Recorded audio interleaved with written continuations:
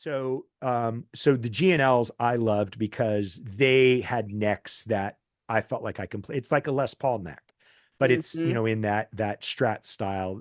And obviously the history of G&L, like I think I shared that book with you, The Birth of Loud, and just finding out about Leo Fender and that he never played and that he was a radio repair guy and ended up losing his eye in a freak accident when he was a kid. And Dick Dale blew out one of his eardrums when they were, working on better amps. And he just loved to tinker and was so passionate about music and musicians and wasn't a musician himself. Yep. And then builds this amazing company, has amazing, people that are working there that are helping and designing and building and wiring and like to the point, like it's crazy to me to think like there are musicians out there that are looking for a specific style of pickup or guitar because Louisa was the factory worker that wound that pickup and Yep.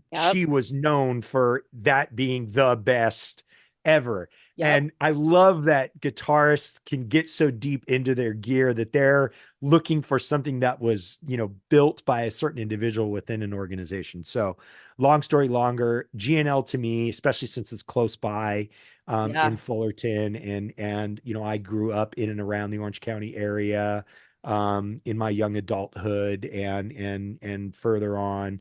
So very familiar with, the factory out there and going to the NAM show for years and years and years because it's in Anaheim and that's a 45-minute drive for me. So I've been to NAM 15, 20 times.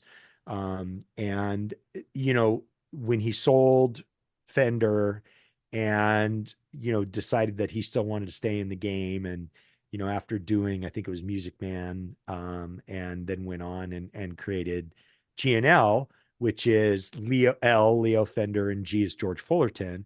I thought was part of the Fullerton because that's where the factory was, family. But no, it's just coincidence. He was one of Hmm. his, early engineers and stayed with them. So, GNL to me is a very special, special, special company and a very special guitar.